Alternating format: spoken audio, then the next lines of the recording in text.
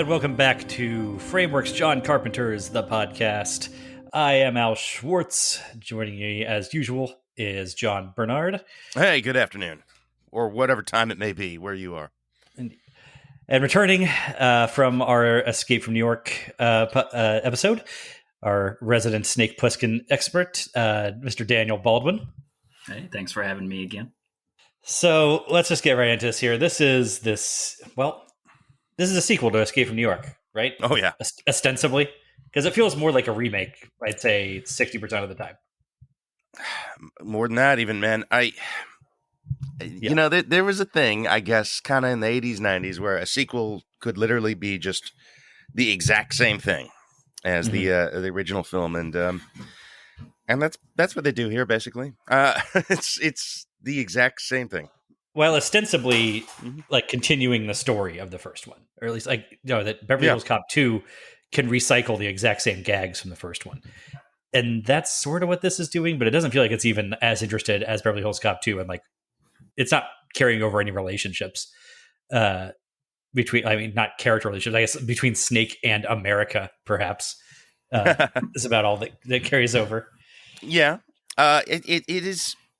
It feels like very purposeful. It seems like, well, we obviously have to do every single thing and every single character type and every single joke, every single set piece has to be duplicated exactly. Like that. That's what a sequel is, right? I mean, it's weird. It's I don't see the. This feels like he's energized. You know, you got the crew back together. You got Deborah Hill's name on the film. We did say we're talking about Escape from LA, right? I believe so. Yes. Yeah. Okay. Good. And it feels like this is what they wanted to do for sure. I'm just not sure the value in doing this way. Like, this is an energized film. We just came off Village of the Damned, Daniel. I'm sure you've seen that, and our feeling was that's far and away the worst Carpenter film. In large, I don't know about far and away, but I mean it's. But like you're getting at here, it's just so lifeless. Yeah, like no passion at all. This one has passion, no question about it. Looks like everyone's having a blast. It is in service of just a weirdly, just slavish remake of Escape from New York. And Well, but at a time when I guess you still don't see filmmakers remaking their own movies 10 or 12 years later. Like, that's not a thing. You remake somebody else's movies, but this is a sequel that feels like it wants to be a remake and ends up not being a great example of either. You know, I mean, Hitchcock did it. He did the Man Who Knew Too Much once, and then he did it again like 20 years later. It's kind of interesting sometimes. It could be anyway. This is I don't know. I almost wish this was explicitly a remake or just a premise remake, and they took the exact same character and remade it, but in L.A. for the first time, because it just seems odd that it takes place in continuity with Escape from New York. Right. It's a little bit the Die Hard 2 thing. Like, really, we're calling attention to the fact that this same person is going through the exact same beats. Like, he's back in the ventilation shafts, you know? Like, we're hanging lampshades on that. I don't know. We're not being very charitable with this. Dan, do you actually like this movie? Yes. We thought if anybody would, it would be you. Okay. Yeah. So what are we missing? I guess contextually, just setting aside, like, they bandied about the idea of doing a sequel since the mid 80s. One almost came together, I want to say around like 86, right before Canon collapsed. You know, they had done their 3-film picture deal with Tobe Hooper. They did Life Force, Invaders from Mars, and Texas Chainsaw Massacre 2. And they were going to do a 3-picture deal with Carpenter. The idea would have been they would have produced that unmade Halloween 4 that Carpenter was attached to at the time. And they would have done an Escape from LA, and then they would have done a third original film for Carpenter. That draft there was a script for that Escape from LA. It's never fully leaked other than some vague synopsis and summary details, but it was LA, except it would have been an island asylum. And Snake would have found out at the end that he's a clone. He would have battled the original real Snake Plissken and killed him. So that's kind of interesting. Is it? No, it's something. sounds pretty bad, I think. I mean, look, compared to this, I would like to see a weirder shot at this, seeing the result of doing it this way. But, cut to about a decade later, Carpenter hasn't had the best luck in the 90s, No. either creatively or financially at the box office. All bombs, in fact. Yeah. Pretty much. Of his 90s work, the only movie he wasn't creatively stifled on by the studio was In the Mouth of Madness, which is the best one of the bunch. There were problems on every other production, including this one. I heard or I read somewhere that the budget for this got slashed by something crazy like $20 million, like the first week of filming. Is that? Yeah. That sounds right. Even if it's not true, it sounds very true. They cut the budget right at the start of production.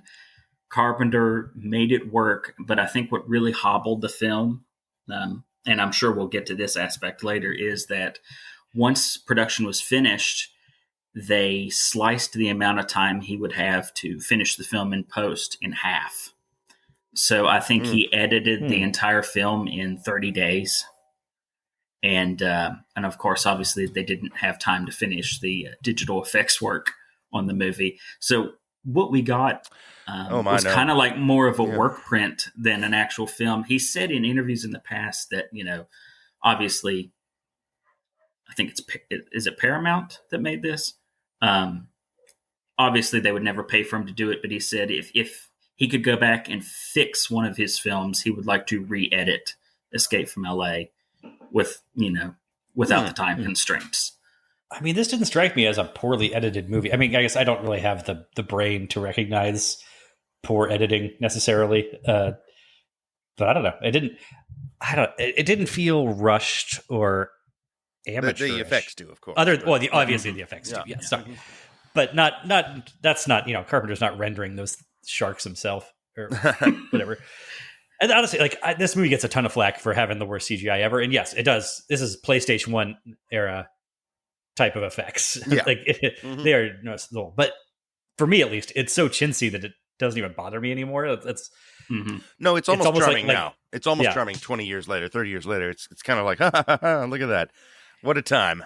It's almost like Tron or something. It's like there's no uncanny valley that it's hitting. So it's just kind of, okay, like this is an aesthetic.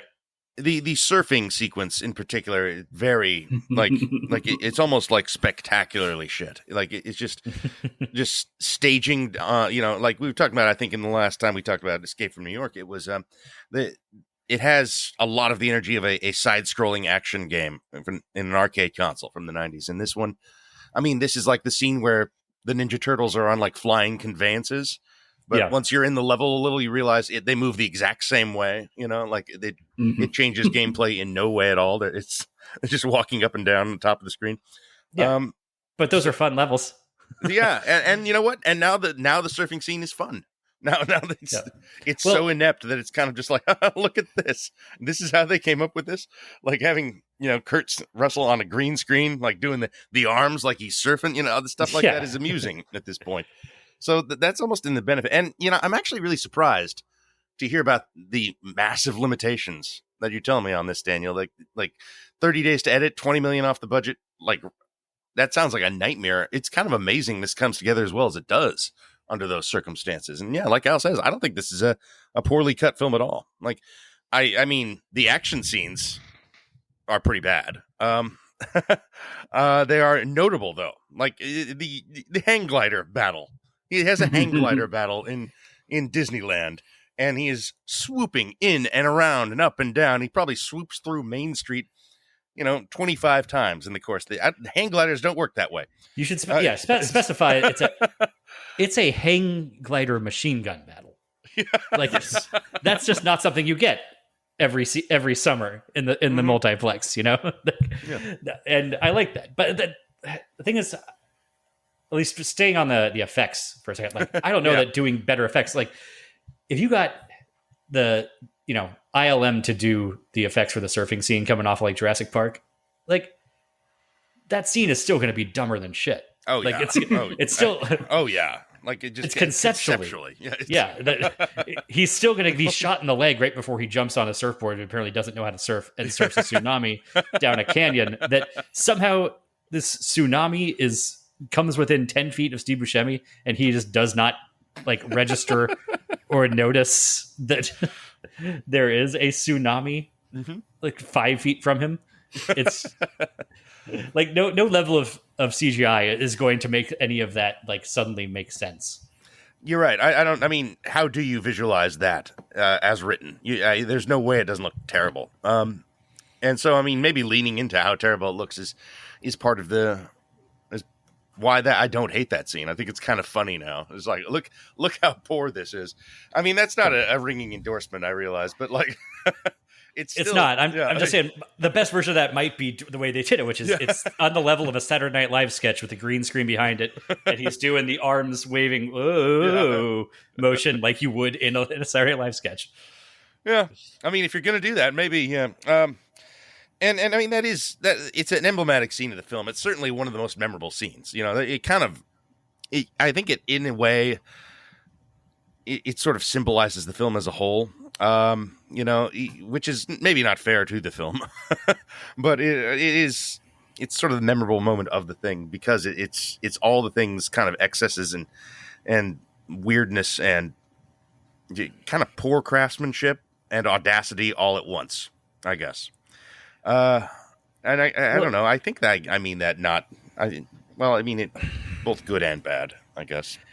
The other thing, I guess, it embodies how much less seriously this movie is taking things than Escape from New York, which is a tongue-in-cheek movie to begin with. But I don't know. This to me, like, this movie is hated by some people in a way that I can't really muster that type of hatred for it. And I think part of that is, one, I saw this in the theater before I'd ever seen Escape from New York. So I didn't have any sense that it was, desecrating the corpse of something holy. But at the same time, I'm like, I don't know. It just doesn't feel to me like this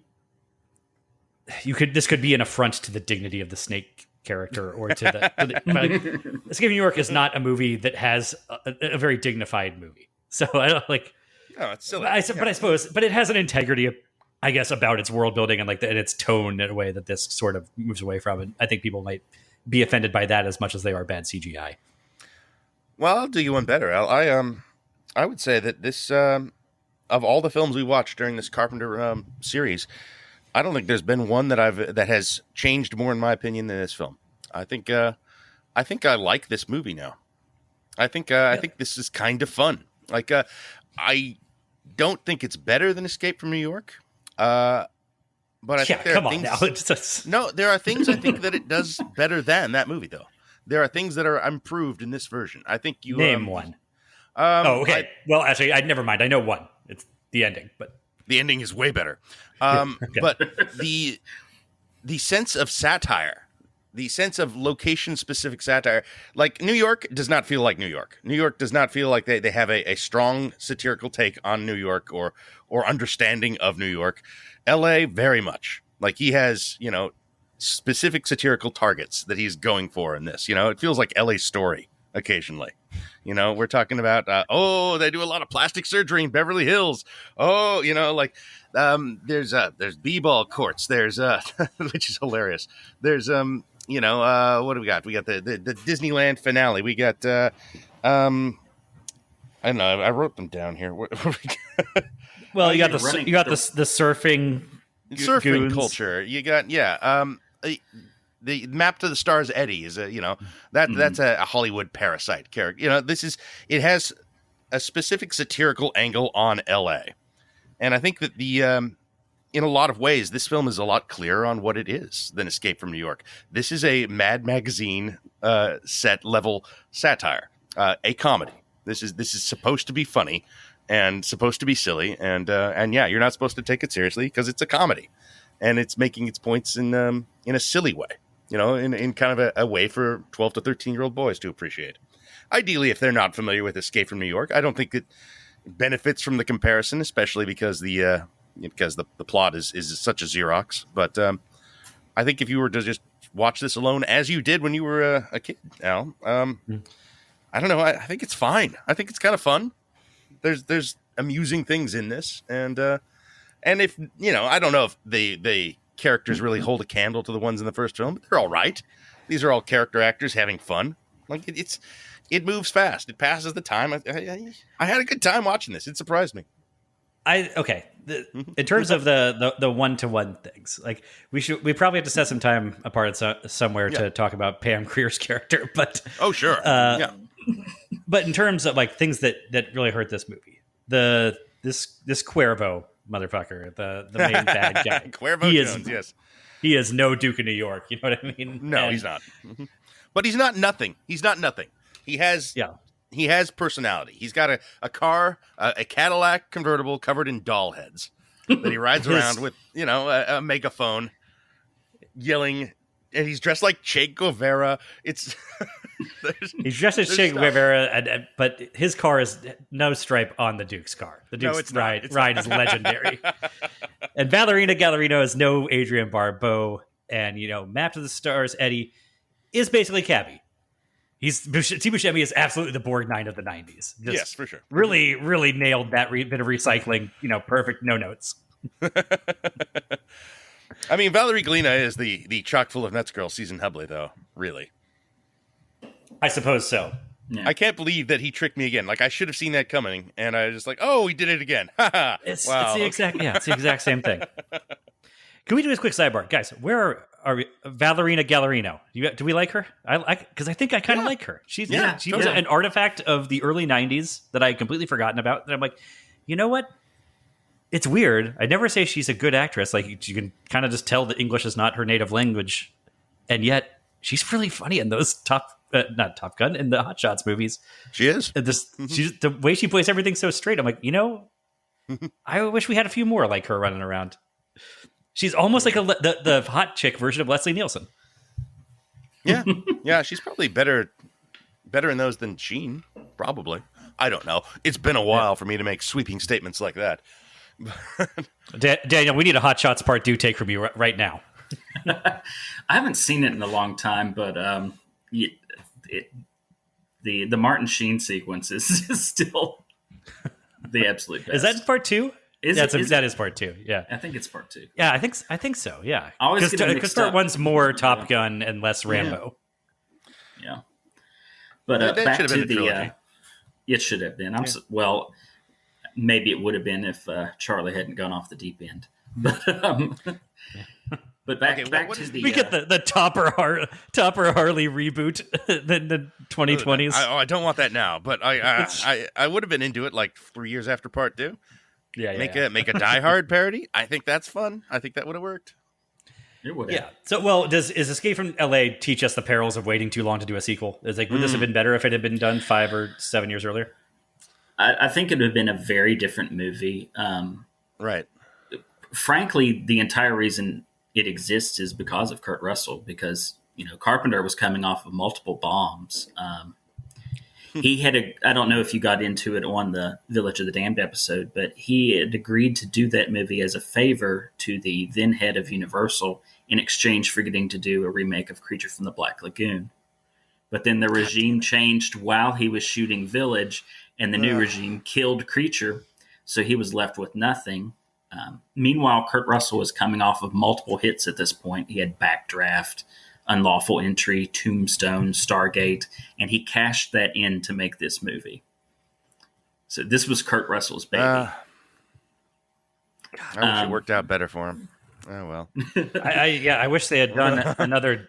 I wish they had cashed it in to do another Jack Burton movie rather than another Snake Plissken movie. Although I could see how that, even at the time, you think that's probably a toss up. Which one do you want?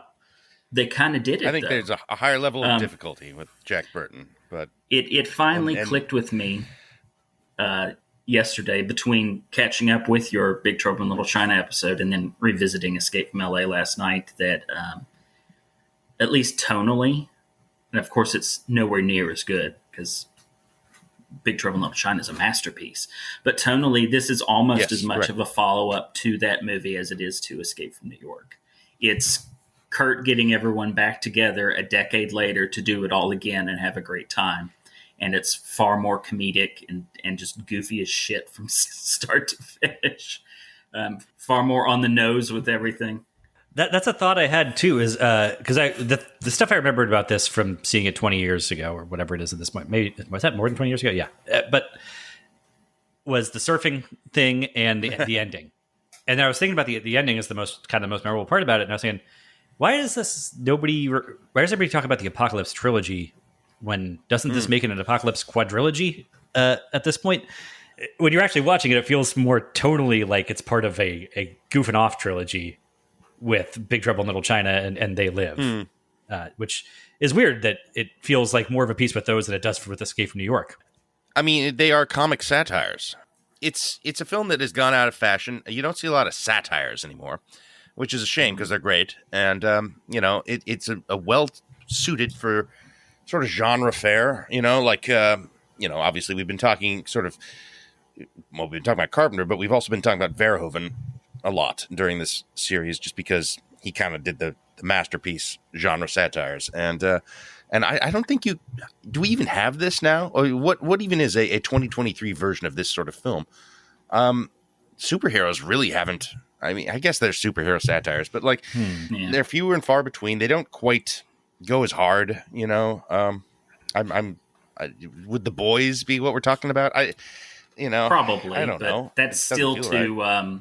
I was going to say like Deadpool a little bit, but the last great one.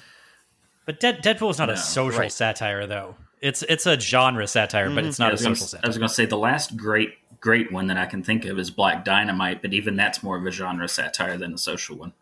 Yeah, I do like that, but yeah, well, like sorry to bother you is a great social satire. But it's that's not kind really. It's not like this exactly, but it's not in this action movie genre that type of genre milieu. It's got science fiction elements, but it doesn't feel like it's the same genre as this whatsoever. I feel there's an audience for this, though. I think if you were to start making movies like this, well, maybe not like Escape from LA, but of this type, I think that people would be into it. It's something we're missing, and these are great. These are really cool movies to have, and I wish there were more now. It feels like we're kind of primed as a culture to really take the piss out of some stuff going on. I don't know. Maybe people would get too freaked out, at this point. Maybe it'd be like everyone lost their shit over Team America World Police, which, as it turns out, is not a particularly challenging or trenchant satire. It's just sort of dumb and funny, I don't know. The fundamentalist Reagan president in this, played by Cliff Robertson, really on the nose, really, really, really on the nose, but very prophetic. I don't know. Would people freak out if we did that movie now? I love him. I think that's really fun, but I don't know. Do we have a taste for that sort of character? I think it would piss a lot of people off now. Yeah, probably. Well, it's just the problem is how do you do an over the top president character now? Yeah, there's no way. Like, I know it's an old thing to say at this point that we're beyond satire, but it really is. How would you do a Donald Trump figure in Escape from New York remake? You'd have to tone him down in order for the plot to actually work. You have to make him smarter, more reasonable, more articulate. I've seen good people try to do that. Like, there's a movie. I think it's that Seth Rogen, Charlize Theron rom-com about politics, where Bob Odenkirk plays like an over-the-top Trump character. And you would think, like, if anyone can do this, it's Bob Odenkirk. Nope, he can't. It doesn't work. It's they don't really have an angle on it. They end up making him, honestly, more of a human being than Trump appears to be. It's a tough one, tough thing to, and that's why I kind of like how balls to the wall they are in this movie. How blatant and obvious their satire targets are with Reagan and fundamentalist Christianity. I mean, it's a little odd that the president in this is so hands on. He's in the bunker with the Lee Van Cleef and is kind of getting slapped around and sassed by the Lee Van Cleef yes, Stacy Keach, of course.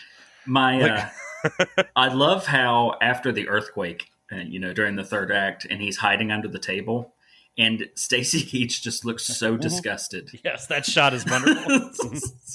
So disgusted that he's his boss. when he tries to Yeah. leave and Stacy Keach is like, no, you stay. You watch. You're part of this now. You have to stay and watch. I love that shit. That's great. And I mean, I don't believe for a second it would happen, but it's fine in this film. Back to the satire. I was just going to say, there is something that I don't know how many times I've watched this movie because I had it on VHS as a kid. And, this is one of those that I've gone through the phases of on. I loved it the first time I saw it because, I was a teenager.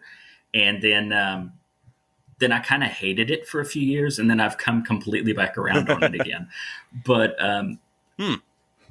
the running gag in the first one was, I thought you were dead. I heard you were dead. Well, this one is, I thought you'd be taller. And I feel stupid because it never clicked with me until last night, that it's a joke about meeting actors in real life. They're not as big as you see them on the screen. I thought you'd be taller. And you're a little short satire. dude. Yep. I think my favorite joke in the movie is that the constant implication that there was an Escape from Cleveland movie that we just didn't see. Yes. Like they're always talking about, oh man, yeah, Snake Plissken, that whole Cleveland thing, right? There's New York and then Cleveland. Wow, that's great.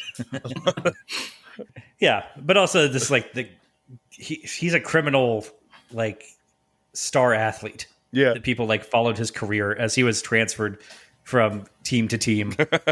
And it's like, oh yeah, when Cleveland got you in that trade for Billy the Kid Jr. or whatever, you did a great season there. Mm-hmm. Yeah, I don't know. I mean, this is a film the world building in this thing. I feel like if you really kind of started asking questions about how this world works, it probably falls apart a little. But at the same time, that doesn't stop them from filling in a lot of backstory. There's a lot of implication of whatever's going on with Carjack Malone. There's history with all these characters, and they keep piling it on. And I think does he have history with Stacy Keach in this? I can't tell. I don't think so, but maybe. I don't know. It's only from Cleveland. Very much like Lee Van Cleef, I guess, in the first one, of course. Yeah, right. Well, he may have been involved in the Cleveland incident. Yeah, Stacy Keach knows his career. He's a fan. Not exactly a fan, but he's up on him. So he's on the other he can side, anticipate him. It feels like they have personal history, but just because Keach is ahead of him. But it's also that stuff just feels I saw that movie. It's he has the Spaceballs thing where they screened Escape from New York before this. And all right, he's going to expect us to do this thing again, which Snake does. And, again, it's very self-aware about repeating all those steps, especially in that setup, especially. Yeah, it's not an accident. Yeah. And that's, yeah, but that's sort of one of the problems with this movie. It's very keen to let you know that it's in on the joke. And that's not as fun as playing it as straightish as Escape from New York did, in my opinion. I don't think Escape from New York's a very funny movie, though.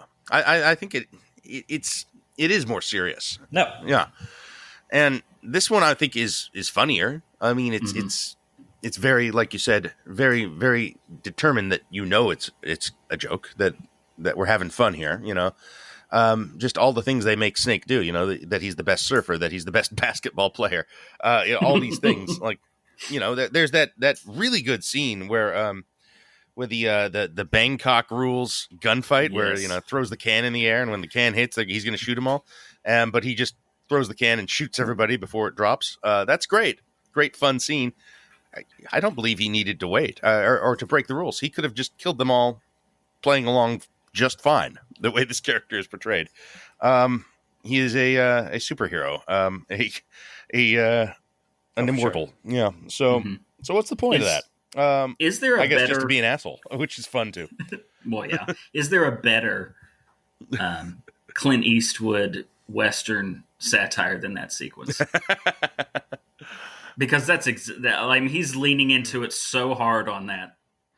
Is there a better version of that out there? I'm not sure that there is, outside of maybe something on The Simpsons or, some sort of small little animated skit on something. I'm not sure if his Leone persona has ever been satired better than that with a tin can.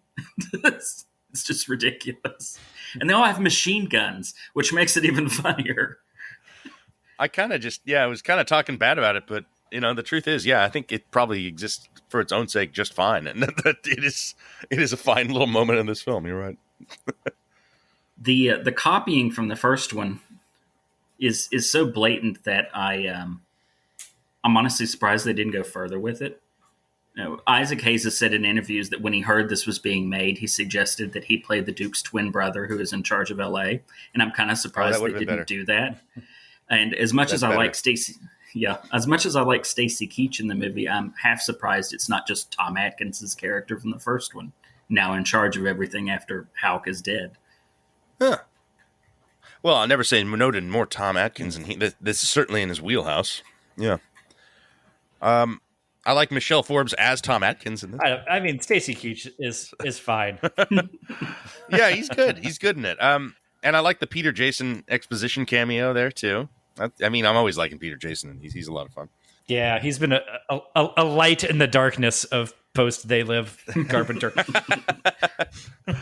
I think this is the last Stacey Keach. I don't know, or not Stacey Keach. Last Peter Jason. I might be wrong on that, but I don't think he shows up again. We'll find out. Oh, I hope he gets eaten by a vampire. I don't think he's in Vampires. He's not in Vampires. He might be in Ghosts of Mars. I can't. He might be in quite Ghosts remember. of Mars. Yeah. Who can remember Ghosts of Mars? Well, yeah, that one's. Yeah. I mean, anybody could be in there. How would anybody ever know?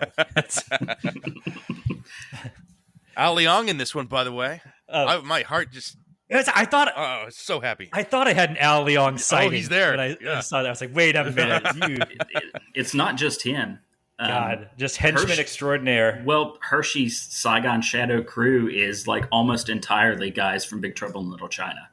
Like they're almost all of like them. the action scene does have a Big Trouble in Little China feel to them, which is not necessarily great praise, but the action scenes are not what make that film. But it is fun to see, like just guys run into an area together and just like scream and then run at each other. All that's fun. There's a lot of action in this. I got to say, one of the surprises of going through all these Carpenter movies is kind of coming to grips with the fact that he is not an exceptional action director. There's conceptual ideas that are good, but like when it comes down to it, when the rubber meets the road, the action scenes are not exceptional. And that is true of this too, I'm afraid. He's a great horror film director. He's a great set piece director of like suspense and things like that. But when it comes down to gunfights, it's not really his thing, I'm afraid. Or fist fights, unfortunately. I mean, with the exception of They Live. That is the exception. Mm-hmm. You don't get, I don't know. I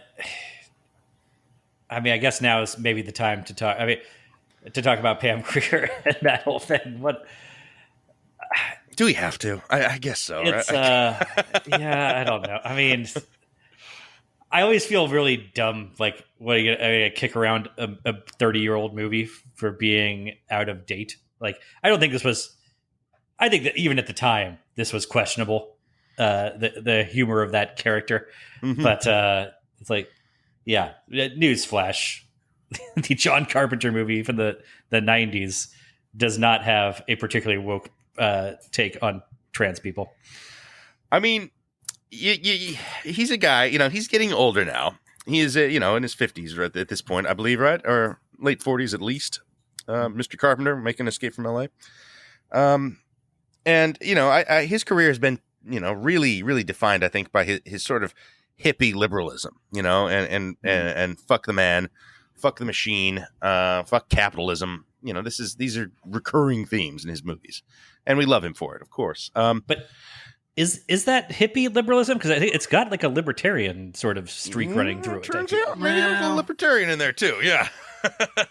Might be. I mean, he doesn't strike me as a pacifist. You know what I mean? Right.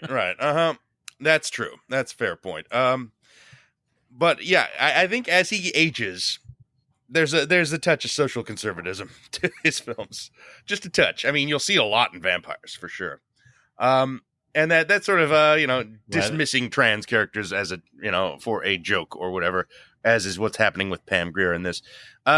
Which honestly, on paper, like, if this were played by a trans actress, it would probably be almost like forward thinking for the time. That this is an ally of Snake that he gets along with. He dead names her quite a bit as just to be an asshole, which is sort of his way. But otherwise, this is a good guy character that helps Snake and their friends. It's just that voice that they decide on, the tranny voice that Pam Grier is affecting. It just means it's bad. It just means it is cringy every time she does anything, really. Yeah.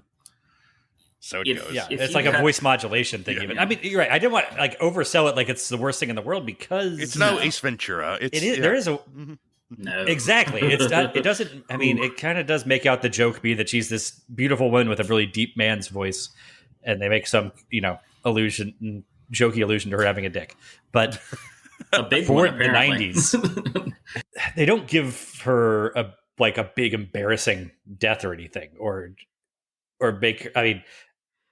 make a giant joke out of it. The character is sort of, respected within the milieu of LA for whatever that's worth in this movie. And, as effective as any of the other non-Snake characters in the movie, I suppose. It does blow her up kind of perfunctorily the way it does everybody. It blows up the whole world though. So I don't know. I think if you took the voice modulation out and just had Pam Grier speaking in her own unaltered voice, it would cut back a lot of the problematic nature of that character. I mean, obviously, it wouldn't change the fact. Yeah, that voice is the problem. It wouldn't change the fact that it's not a trans performer, and it wouldn't change being a dick in the '90s, dead naming him. But yeah, I think that's the real problem with it, because as far as everyone else in the film is concerned. She's a powerful crime lord, and she's sexy. There's a version of this where it's a progressive character. It's just not this one. Yeah. Yeah. But there's other problems with the character, just like that she is the brain of this movie. Yeah. That brain being the Harry Dean Stanton character from Escape from New York. But she also shows up like half an hour later than Brain does in that movie. Yeah. Yeah, which she just should be feels earlier. weird. And okay. I mean, structurally, it's juggling a lot. There's more events, I think, in this movie than in Escape from New York. More set pieces. I don't know if there's more characters, but it feels like there are. You got cameos from guys like Bruce Campbell. Which it kind of I like that scene, but it does kind of stop the movie cold when the Bruce Campbell Valerie Galena 15 minutes. Well, it's only 10 minutes. I honestly wish there was more of him. Certainly more Bruce Campbell. When you find out who he's playing and how he looks, and then he's gone in 2 minutes, you're just like, what a disappointment. He looks like Joe Bob Briggs. He does look like Joe Bob Briggs. 100%. Yes, he does. He looks just like Joe Bob Briggs. Especially at the time, yeah. I love the smoke that comes out of his mouth after the dart. There's no reason for smoke to come out of his mouth, but it does anyway. Yeah, no, and I'm with you, John, that I had that same thought too. I'm usually all about praising Carpenter movies for being short, but that was one thing I'm like, I want a little more time with the Surgeon General of Beverly Hills. Yeah, maybe he chases him in a car. Well, what's his car look like? Probably pretty cool. Do some stuff with him. Or just the freaks chase him out. Yeah. Let's fight some of these freaks. Let's hit them. Hit them with some blunt objects. Maybe there's a longer cut that he would have liked to have done. That's a possibility in terms of the editing. I mean, maybe. Know. Well, Campbell is killed within 90 seconds of being introduced. He's a great visual, and it's like, oh, what's Bruce Campbell? Cult star Bruce Campbell. I know him. What's he gonna do? Oh, nothing. Damn, that's pratfall. Because I'm excited to see him when he shows up. Yeah. There's a couple things we have left to talk about here. I think we should talk about the basketball scene before we talk about the ending. Oh yeah. Yes. The basketball scene is a pretty memorable set piece. It made me have a general crisis of memory about, was Snake Plissken actually a playable character in NBA Jam? I doubt he should have been. He should be one of the secret characters. He should have been. I mean, I can really imagine his head on one of those bodies, though. I guess that's just what. Yeah, absolutely. It looks like an Escape from LA too. That's why he should have been there. Yeah. But okay, so the basketball setup there, it's kind of an interesting thing. I just feel like it's the mechanics of it are odd. Just 10 seconds feels like too long for me for this thing. Because 10 seconds is kind of a long time in basketball terms, right? Shot clock's 24 seconds. Yeah, can get down the. Right, and real basketball players can go coast to coast in a second and a half or something. I'm not saying I'm not in great shape right now or nothing, but I think I can go coast to coast on a basketball court in 5 or 6 seconds. And I think, somebody in Snake's level of condition who's in better shape than I am, could probably do that. And having to do it 5 times in a row, it doesn't feel like 5 is enough for the level of fatigue to set in that it does here. Like, we're talking about, it's less than a we're minute, still under a minute Yeah. of going back and forth. I think you can just go do layups like fairly casually for like 5 or 6 times before this starts to become a crunch. I could, but obviously somebody could, sure. I don't know. I just don't see why couldn't it be 6 or 7 seconds instead? I don't know. I just found that kind of amusing. I could do the running, it's a hilarious moment. Oh yeah, that'd be my problem. Is no skills. Yeah. Yeah, it's a hilarious. I'm not saying I wouldn't be shot. The best part of that sequence is the shot clock gag, where they just riddle them with bullets when it runs out. A literal shot clock. Oh, yeah. Yes. I think it feels like that was sort of the thing that got him going on that sequence. Like, what are we doing? Mm-hmm. Basketball culture is big in LA. A shot clock. We could do something with that. That's the fun stuff of this. Like, and it is just the gladiator fight from the original, but stupider. I mean, which I guess kind of describes most of scenes in this film. It's like that scene, but stupider, or that character, but stupider. Which, I guess that's not a good thing necessarily, but sometimes it's a good thing. Sometimes that's fun. Well, I do like that they didn't just do another gladiator fight. I mean, it's clearly, they're subbing the USC Stadium for Madison Square Garden, but they don't just rerun it exactly like that. Give them different pieces of the trash can to fight this time, or whatever. Here's a different setup. Yeah. I mean, it's, there's LA culture. Yeah. I guess that's LA, like street ball is a big thing in LA. So sure. Mm-hmm. I mean, I guess, that's the thing that you're saying is sort of a strength of this, is that it is more localized to LA than New York is to New York. I don't know. I mean, there's probably a version of Escape from New York that is written and directed by like a New York native that is more like has more after hours in its DNA. And I would like Scorsese's Escape from New York. Jokes, for sure. local color. Yeah. Well, no, that's it. That's a problem I have with Escape from New York. It is, and that is it. This one has plenty. Like, it's clear this guy has lived in LA for decades. I mean, obviously, I think in the end results, the Escape from New York version works better than this version works overall. I feel like the more local version of the Escape from New York might be better than this for me, just because the problem with localizing things to LA is that it makes LA so dominated by the film industry that it kind of brings things over into what I'm always bitching about, which is movies about the film industry or about whatever. There's some great movies about the film industry. This is not one, really. Not really. Of course there is, but local jokes about LA, I feel, are more obnoxious than local jokes about New York or Miami or Chicago or Kansas City or whatever. Just like, fair enough. Not you're going to see any of those other than New York, really. But because the film industry is so up its own ass, it does. I don't know. I hear you. It almost feels like just being a movie person, it feels like I have to be immersed in LA culture sort of against my will anyway. Just to be a fan of movies. It is. I mean, look, that's part of their thing. It's the dream factory, man. They are selling the romantic ideal of it. Even in this movie, which is a takedown ostensibly of Los Angeles. And the irritations. I'm surprised there's not like a traffic sequence, where he has to like get somewhere and it's congested. Well, I mean that's the sort of thing this movie would joke about. I feel like, like it's part and parcel. It's movies, man. It's what like. Of course, it's always going to be there. Now, obviously this is not La La Land, but I don't know. Might play well as a double feature. It does feel like there's a joke missing, maybe from the longer version, where somebody like Snake's trying to get to wherever, and somebody's warning him that, "Oh no, man, you can't take the 405; it's totally jammed." Yeah, you can't go there. You got to go Pico. You got to go down Pico. You can't go to Cahuenga. Yeah. I'm just throwing out street names that I've heard from movies. I don't live. You're just doing the Californians, but yeah. No, but then he goes to the 405, and it's like, in Dark Knight Rises, where there's just a stack of cars like blocking the whole thing off. Yeah, like, that would fit right in. Like they're all burned out husks, but that feels like it should have been there. All right, so let's talk about the ending. That's the best part of the movie, right? Yeah, the ending's pretty great, man. For sure. It's a fantastic Carpenter ending. So this is, there's a version of this in the first film. He screws over the president, breaks their device or whatever, probably throws the world into war again. I guess we all kind of got over it in the intervening years because it did happen. But in this one, he literally ends civilization by hitting a massive satellite-based EMP bomb that destroys all electronic equipment in the world. And that's it. The end of the film. It's great. I mean, this is the Snake character, I guess. The whole movie is fairly post-apocalyptic, and yet it's not apocalyptic enough for him. He's like, yeah, I need to tear things down even farther. I want the Stone Age. And you know what? The world is bad. The world is a disaster. It is a hellhole. So he's not wrong. It's just like, well, you know what? It's not working.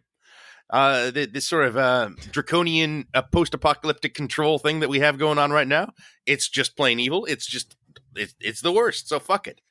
We're back to square one, starting over completely.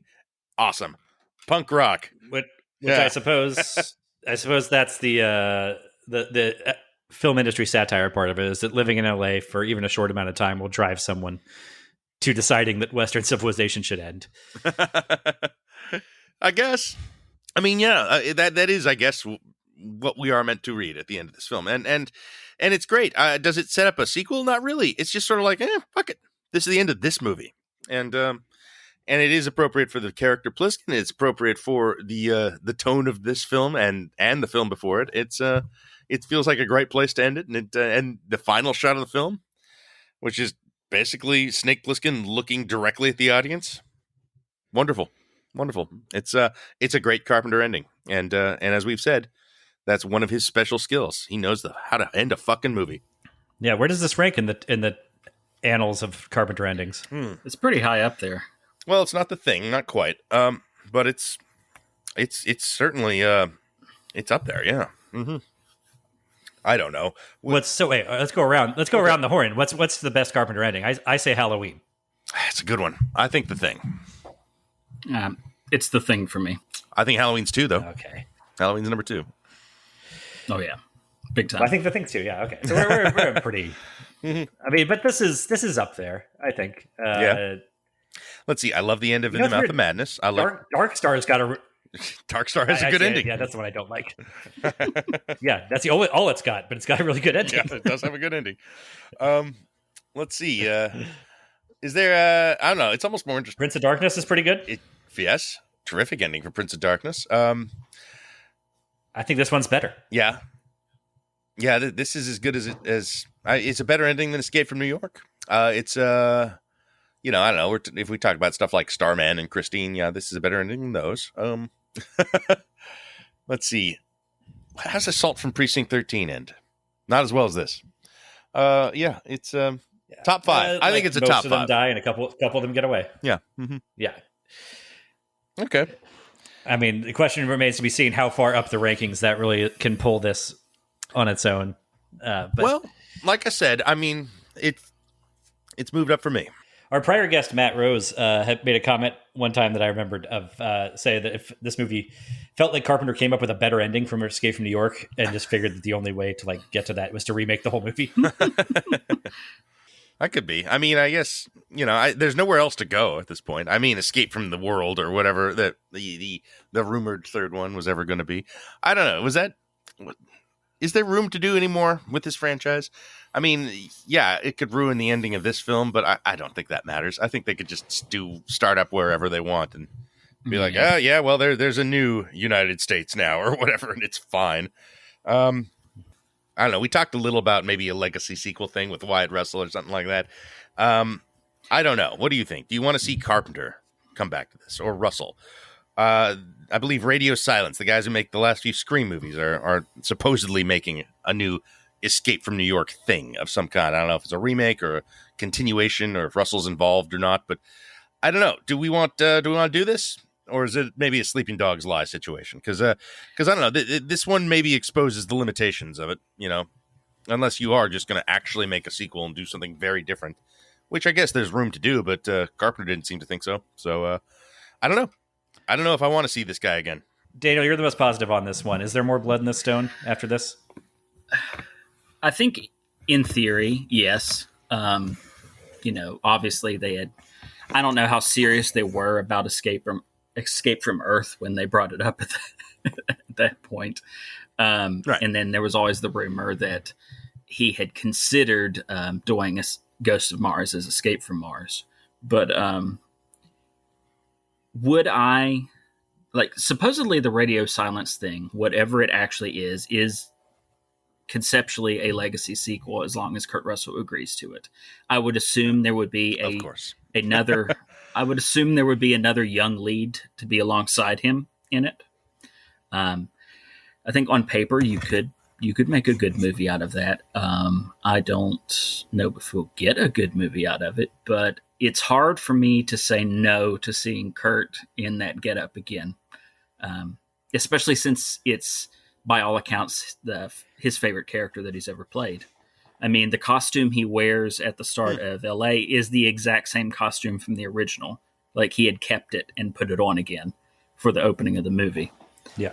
So it really should be stated how incredible he looks in this film. Like, he's in his late 40s in this. He looks 25 years old.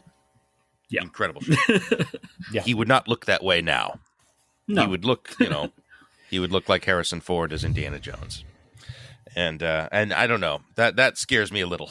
I almost feel like if you're going to do another Escape sequel, you have to contrive some way for Snake to be the president this time. I don't even know what you do with that. or the Duke of New York. I mean, with a blank slate, you can make it of anything. That he's claims to be the president of the United States, and we find out an hour and 10 minutes into the movie that his version of the United States is just like pretty much a southwestern Missouri and a little bit of Oklahoma or something. Like, he's exaggerated it, but he claims I don't know. I don't know what you do with that, like that, but it's just you can't have. I mean, I guess you have him surfing more tsunamis at 80 years old. Why not? It's not going to be any less believable than it is this time. Well, I don't know. I think I'm done with these. I don't think they should make any more. I didn't like the Radio Silent Scream movies either, so that doesn't help. I would say, I think last time I was like okay with the idea of Wyatt Russell taking over this role. And I guess there is a version where it's great, but I don't know. I don't necessarily think that I would expect or anticipate that. I would expect something kind of lackluster. I don't know if I honestly think that even this movie, Escape from L.A., is not a guarantee to hit this bar with a remake. As difficult as this film is, as rushed and and compromised. There's just this movie has Al Leong in it. New one wouldn't. Sorry, there's just there's charm to this thing. There is, and who is the Al Leong of 2020's America? I mean, is henching just such a lost art these days that we don't have? Well, it was Trejo, but then he kind of went. He got too big. Yeah, you're not seeing. Al Leong would never star in a film. He would not deign to. So I don't know. There's probably some guys that. Probably one of the Raid guys at this point. What's the big tall guy? Kevin something. He played like the Blob in the Wolverine movie. He was on Lost. Kevin Durant. Kevin. Dang it. Kevin Durant. Yeah. Yeah, Kevin Durant. I feel like he had some high achievement in henching for a while, but not Al Leong levels. What about Robert Melot, the giant dude? He's like the 7 foot tall guy who shows up as a heavy in like a bunch of movies. Like he's in the Sherlock Holmes film. He's the guy they got to fight in that. He shows up in a lot of things. That guy maybe you'd know him if you saw him. He's a French giant. I don't know. Well, now all I can see is Andre when you say that. He's that in the continuum with Andre the Giant. This guy, I don't know. He certainly didn't have the open and warm soul of Andre the Giant, but neither does Al Leong. Like who would? Who does? So I think the only way a third Escape movie works is if you split the difference between the tone of New York and the tone of LA and go full tilt RoboCop levels of violence Verhoeven with it. I think if you did that, it could be different and fun enough that it would be worthwhile. But I also don't see anyone making that movie. So, well, as always, if you make the good version of it, I'm in favor of it. Like if the thing ends up being great, then yes, I think it's good. But if it doesn't, then it almost feels like if you're trying to take a Carpenter property and go full Verhoeven with it, you should just remake They Live and do that one that way. But I don't know if I want a They Live remake. I feel like that one is a little more. I don't know. They've remade the Thing at this point. What's it fucking matter? Here, the problem with the They Live remake is that at the end, it would be revealed that capitalist aliens are running our world. And I think half the population would be okay with it and it'd just keep on going. So I don't know how. Well, that's not a bad satirical angle. That's not a bad satirical angle though. Yeah. Like what? Everyone's cool with it? What the fuck? Yeah. Like well, I think what point Dato's getting at is it's not even satire anymore. Right. It's like, oh yeah, that's we haven't tacitly accepted it. We checked the terms and conditions box and actively chose it. I mean, right. I mean, yeah, that movie. What's that movie? The Lonesome Roads. A Face in the Crowd, which is a big satire of political populism. And it's 1950s movie about like a Trump-esque political figure, rise and fall story. And his fall is he gets caught on camera shit talking his constituency, like his supporters. Mm-hmm. And you watch that now and you're just like, well, that wouldn't matter. That wouldn't matter at all. Like he would be fine if like they would eat that up. They wouldn't give a shit. They would laugh it off, and it would be off the news cycle in 24 hours without a doubt. So yeah, we're past satire. That's any number of political satires. any number of political satires that revolve around the comeuppance being that the politician is exposed in some way. It no longer feels like relevant. And I think one way that like Escape from LA is actually, and Escape from New York, the whole Snake Plissken character is kind of ahead of the curve in this regard, is that it doesn't rely on him exposing the president for like wanting to murder his daughter as that being what takes him down. He's like, he still has to commandeer the weapon system and destroy the entire world, take him down, because he's not going to lose at the ballot box because he was exposed as a jerk on TV. Like, and then even in the 90s, Carpenter, I guess, his cynicism was ahead of that curve. Yeah, Snake knows it won't matter. None of it will matter. So he'll shut down the globe and smoke American Spirit cigarettes before he blows the flame out. Nice little touch. Yeah. Yes. Yeah, maybe one of the last cinematic smokers. Yeah. Last time you've seen it. This could be the last time a major Hollywood protagonist smoked a cigarette. I mean, we're getting to about the time when that is no longer allowed around now. Yep. Yeah. Okay. Well, I don't know, man. Like I said, this kind of climbed up. I mean, I've kind of been sort of like tacitly shitting on this movie as we've gone through these films based on a memory I had from 20 years ago.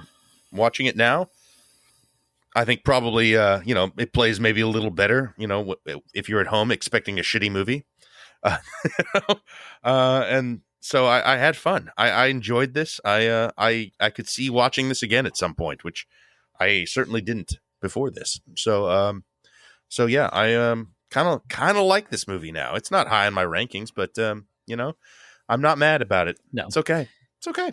And it's certainly better than Village of the Damned. My God. Yeah, there's some engagement here, and it doesn't take itself that seriously, which is enough to climb it up to the middle of the rankings currently, or in the ballpark of the middle, roughly lower middle, sure, yeah.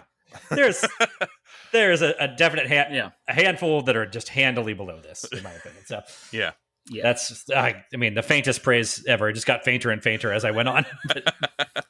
And Daniel, where does this rank for you in the lower middle? But that's it's not faint praise. It's just that the great Carpenter stuff is so great that they're even with this one rising a little bit more every time I watch it. It's never going to punch through that upper tier because everything else is just master level stuff. I will say that I have a large physical media collection. I always have, and I didn't see this in theaters. my first Carpenter movie in theaters was Vampires, but I would imagine that the current Blu-ray transfer, I don't know if it's on UHD yet or not, but I would imagine the current Blu-ray transfer is the best it's looked since theaters. And that's not just because of picture quality. I remember watching this on VHS and DVD back in the day, and it had a way brighter look to it, which made everything look worse. The Blu-ray looks like a John Carpenter movie now. So I think that also helps a lot in, kind of setting the tone while you're watching it. It's not all overlit and kind of washed out looking like the previous transfers were. Yeah, it does look okay. I mean, I watched it on Hulu. There is a new 4K of it, by the way.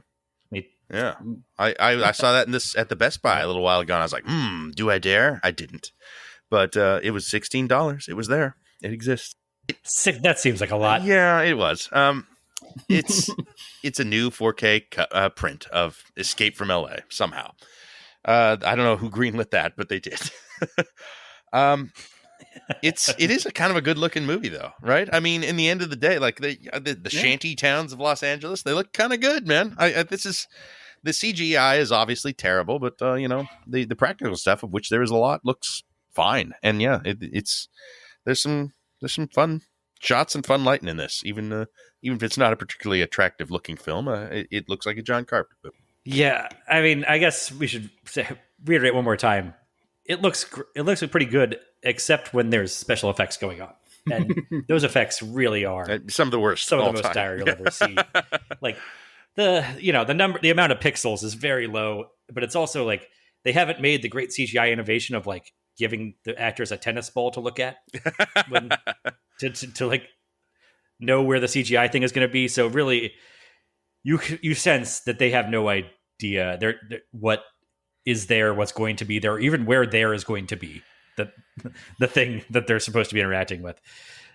It's like a Saturday Night Live skit almost, where the joke is that there's no real visual interaction between the thing and the overlaid graphic. Yeah, I mean, and this is sort of one of the things that makes it feel a little like Carpenter is getting old and a little out of his depth where modern Hollywood is, knowing that they lost $20 million and he had 30 days to finish the movie, that is exculpatory for sure.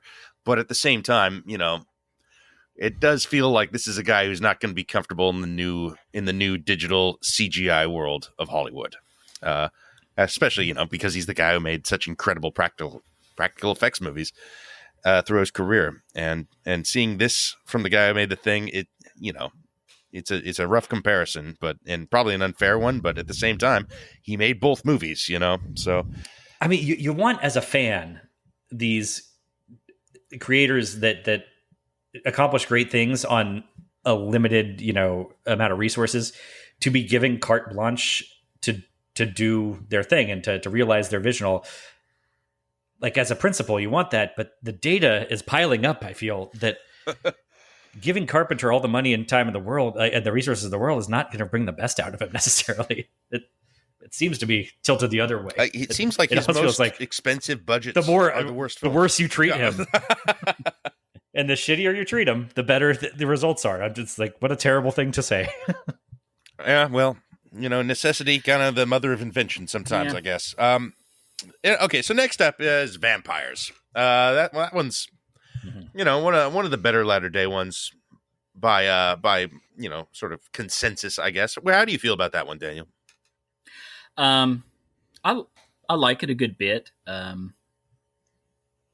I've also read the novel that it's based on. It's very different than that, but again, just like with this one, his budget was cut massively, like a month before production on that movie. So, yeah, is that why the cast disappears about 20 minutes into the movie? Is that part of that? Yes, yeah, pretty much. Right. But yeah, well, I have a fondness for it for multiple reasons. It's the first one I saw in theaters. I like vampire movies, especially when they're treated as monsters. There's some great gore in that movie. Mm-hmm. James Woods is just completely unhinged from start to finish. And it's always weird sitting in a theater and seeing your name in the opening credits of a movie. So, Obviously, Oh my it's God, not that's me right. in the That's movie, right. But yes, That's correct. I forgot all about that. Not a lot of Daniel Baldwin films, really, are there? Like that's one of the only ones they really let him go. yeah, Like- it's not. Well, I'm looking forward to Vampires. I've never seen that one. Fun. Yeah, right. And I hear it's a pretty like nasty piece of work, if nothing else. So I'm like, I could take that All right. from Carpenter at this point. Oh yeah, it's his peck and paw movie. Yeah, you'll like it. I don't know. I'm curious. I'm very curious as to what you'll think. Isn't Assault on Precinct 13 his pick? All right, look, we'll hash this out next time. I think it's his Robert Rodriguez film, is what I think it is. One more thing. Okay. One more thing before we go. Yeah. And it ties into that. One of the best things about Vampires, and you'll see for yourself, is the score. And the style of that score originates here in Escape from LA a little bit. We didn't really talk about the score all that much, but you get more of a country western rock vibe with great. some of the Snake stuff in this, and the entire Vampire score is that once you get over to it. And it's great. Southwestern guitar rock. Yeah. Fun. Yep. Mm-hmm. All right. Well, that's something to look forward to. Yeah, everyone should check out Vampires. It's an interesting film at least. And yeah, I think I'm very curious as to where it'll fall this time for me. And what you'll think of it, Al. Okay, so that's next time. Thank you once again, Daniel, for joining us for this Snake Plissken, SD Bob Plissken, as we discover is his real name in this film. Yeah. It's my old board I guess name. this is so far the duology. If there's another Snake Plissken movie, you will definitely be back to talk about it, however that pans out. So, all right. I'll be Thank there you, sir. immediately.